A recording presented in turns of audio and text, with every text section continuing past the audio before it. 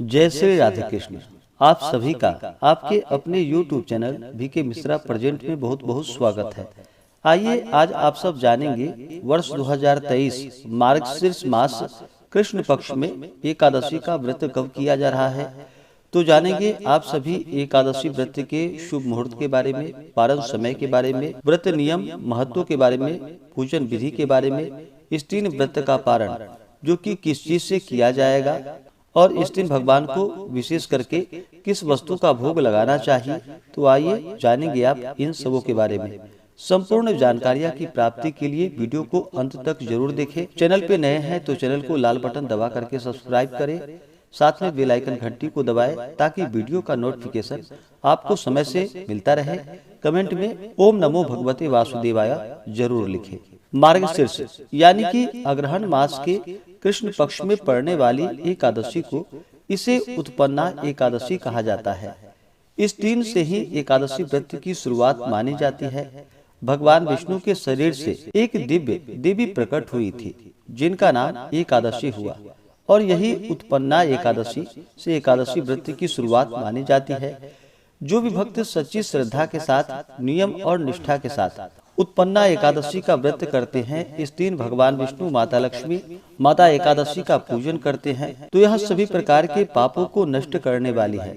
एकादशी का व्रत जो कि भगवान विष्णु, भगवान श्री कृष्ण को अति प्रिय होता है। प्रत्येक माह के कृष्ण पक्ष और शुक्ल पक्ष की एकादशी तिथि के दिन एकादशी का व्रत किया जाता है।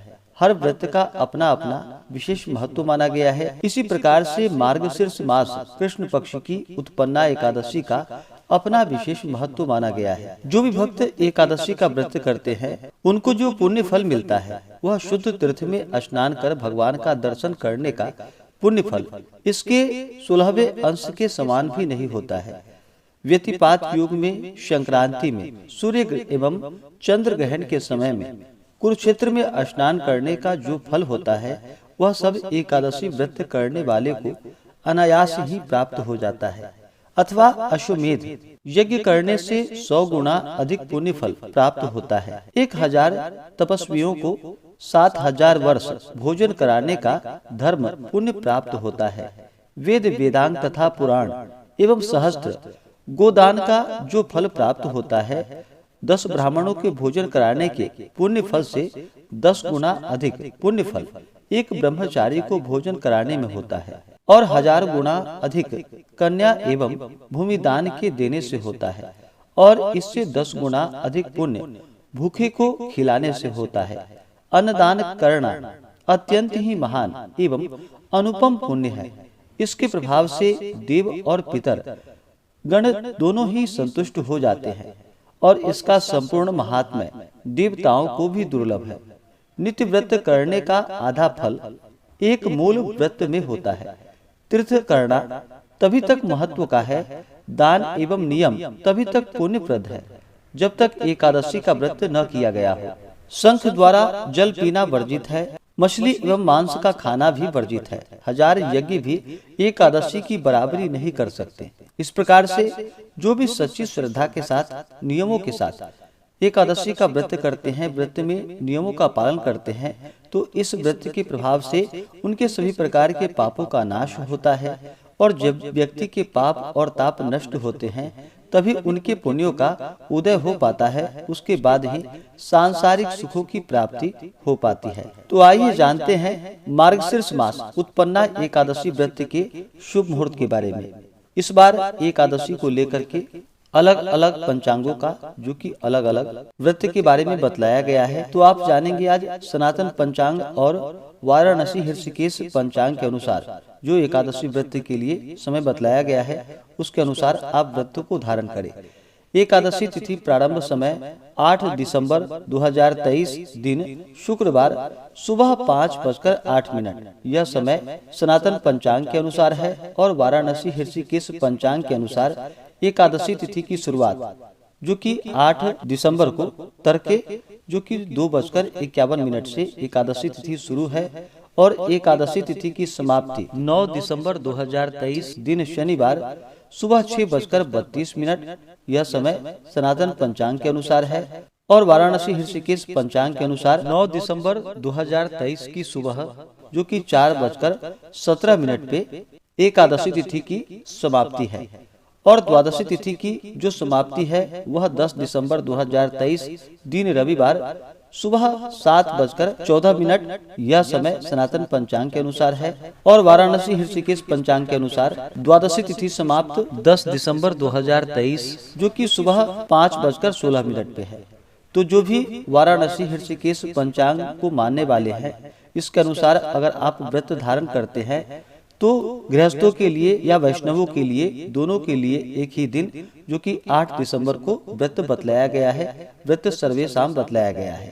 वाराणसी ऋषिकेश पंचांग के अनुसार जो भी व्रत धारण करेंगे वो सभी 8 दिसंबर 2023 दिन शुक्रवार को व्रत धारण करेंगे और सनातन पंचांग के अनुसार जो व्रत को मानने वाले हैं गृहस्थों के लिए जो कि 8 दिसंबर 2023 दिन शुक्रवार को व्रत बतलाया गया है और 9 दिसंबर को वैष्णवों के लिए व्रत बतलाया गया है। एकादशी व्रत का जो पारण किया जाता है वह पारण हरिवासर समाप्त होने के बाद किया जाता है। हरिवासर का समय द्वादशी तिथि का पहला चौथाई का हिस्सा वह समय हरिवासर का होता है।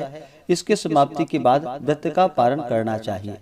तो जो भी 8 दिसंबर को व्रत धारण करेंगे वो सभी 9 दिसंबर को व्रत का पारण यानी कि शनिवार के दिन दोपहर 1:15 से दोपहर 3:20 तक व्रत का पारण किया जाएगा।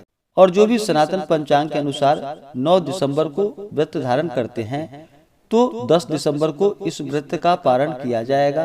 पारण का समय सुबह 7 बजे से लेकर के सुबह 7:14 तक व्रत का पारण जो कि 10 दिसंबर को किया जाएगा। अगर आप वाराणसी पंचांग के अनुसार मानते हैं तो आप 8 दिसंबर को ही गृहस्थ या वैष्णव लोग जो भी आप इसी दिन सभी व्रत को धारण करेंगे, नहीं तो आप सनातन पंचांग के अनुसार व्रत को करते हैं तो 8 दिसंबर को गृहस्थों के लिए और 9 दिसंबर को वैष्णवों के लिए व्रत धारण करेंगे।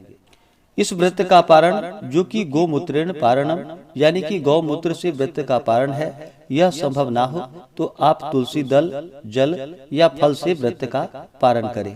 8 दिसंबर को जो सूर्योदय का समय है वह समय सुबह 6:31 और सूर्यास्त शाम 5:08। राहु काल का जो समय होगा 8 दिसंबर को वह सुबह 10:30 से सुबह 11:49 तक होगा और 9 दिसंबर को राहु काल का समय सुबह 9:10 से सुबह 10:31 तक होगा। राहु काल समय के दौरान कोई भी शुभ कार्य या नया कार्य नहीं करना चाहिए, पूजन आदि का कार्य नहीं करना चाहिए, इस बात का ध्यान रखें। 8 दिसंबर को ब्रह्म मुहूर्त का समय जो होगा वह समय सुबह 4:51 से सुबह 5:43 तक होगा। योग जो कि सौभाग्य योग रात्रि 12:05 तक होगा। उसके बाद शोभन योग नक्षत्र जो कि हस्त नक्षत्र सुबह 8:54 तक होगा। उसके बाद चित्रा नक्षत्र 9 दिसंबर को द्विपुष्कर योग बन रहा है जो कि सुबह 6:35 से सुबह 10:43 तक होगा। सर्वार सिद्धि योग भी बन रहा है जो कि सुबह 10:43 से अगले दिन सुबह 6:35 तक होगा। तो जो भी उत्पन्ना एकादशी का व्रत करने वाले हैं उन्हें चाहिए इस व्रत के लिए जो कि दशमी के दिन से ही व्रत में नियमों का पालन करना चाहिए। दशमी तिथि के दिन सूर्यास्त होने से पहले ही भोजन ग्रहण कर लेनी चाहिए।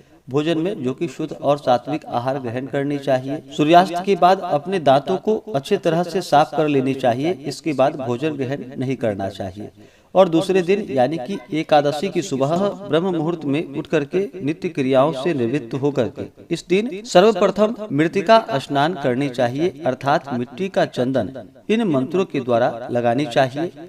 अश्व क्रांते रथ क्रांते विष्णु क्रांते वसुंधरे उदधृतासी वराहिर्न कृष्णेन शतबाहुना मृतिके हर मे पापम जन्मया पूर्व संचितम त्वया हतेन पापेन गच्छामि परमाम गतिम।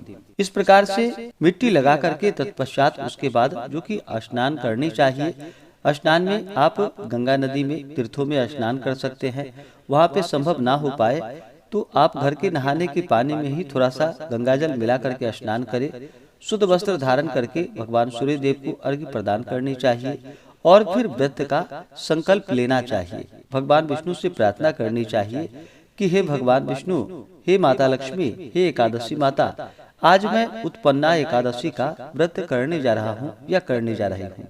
इस प्रकार से भगवान से प्रार्थना करे कि आज मैं चोर, पाखंडी, मिथ्यावादी, अपवादी, देव दुज निंदक, अगम्य गामी, दुराचारी, पराया धन हरने एवं देव द्रव्य चुराने वाले पुरुषों का ना तो दर्शन करे और ना संभाषण करे। इस प्रकार से भगवान से प्रार्थना करे कि यह व्रत मेरा निर्विघ्न पूरा हो, हमारे सभी प्रकार के पाप और ताप नष्ट हो जाएं।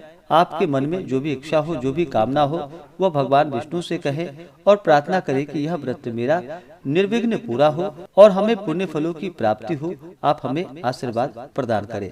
इस प्रकार एकादशी के दिन भगवान से प्रार्थना करें और एकादशी तिथि के दिन, जो कि दिन और रात्रि उपवास रहते हुए भगवान का सुबह और शाम के वक्त पूरे विधि विधान के साथ भगवान विष्णु का, माता लक्ष्मी का, एकादशी माता का पूरे विधि विधान के साथ पूजन करना चाहिए। और इस दिन जल, पुष्प, धूप, दीप आदि से पूजन करके नैवेद्य आदि अर्पित करनी चाहिए। विशेष प्रकार से भगवान विष्णु को, भगवान श्री कृष्ण को, जो कि तुलसी दल अर्पित करनी चाहिए। इस दिन भोग में खास करके भगवान को, जो कि पंचामृत से स्नान करा करके गुड़ एवं बादाम से युक्त पदार्थों का अवश्य ही भगवान को भोग लगाना चाहिए और उसे प्रसाद के रूप में ग्रहण भी करना चाहिए। तो यह अनंत फल दायी माना गया है। इस प्रकार से पूजन करके एकादशी की रात्रि जहाँ तक हो सके नृत्य गीत आदि करके रात्रि में जागरण करनी चाहिए और द्वादशी की सुबह उठ करके स्नान करके शुद्ध वस्त्र धारण करके भगवान का पूजन और आरती करके ब्राह्मणों को भोजन करवानी चाहिए, ब्राह्मणों को दान और दक्षिणा देनी चाहिए। इसके बाद फिर समय के अनुसार व्रत का पारण करना चाहिए। इस प्रकार व्रत को धारण करने से भगवान विष्णु अपने भक्तों पर अति प्रसन्न होते हैं, अपने भक्तों के सभी प्रकार के पापों को नष्ट कर देते हैं और सुख समृद्धि का आशीर्वाद प्रदान करते हैं और अंत में भगवान विष्णु के धाम की प्राप्ति होती है। तो आशा करता हूँ कि यह जानकारी आपको अच्छा लगा हो। ऐसे ही ज्ञानवर्धक जानकारियाँ प्राप्त करने के लिए चैनल पे अगर आप नए हैं तो चैनल को लाल बटन दबा करके सब्सक्राइब करें, साथ में बेल आइकन घंटी को दबाएं ताकि वीडियो का नोटिफिकेशन आपको समय से मिलता रहे। वीडियो को लाइक करें, शेयर करें, सुखी रहें और स्वस्थ रहें। जय श्री राधे कृष्ण। धन्यवाद।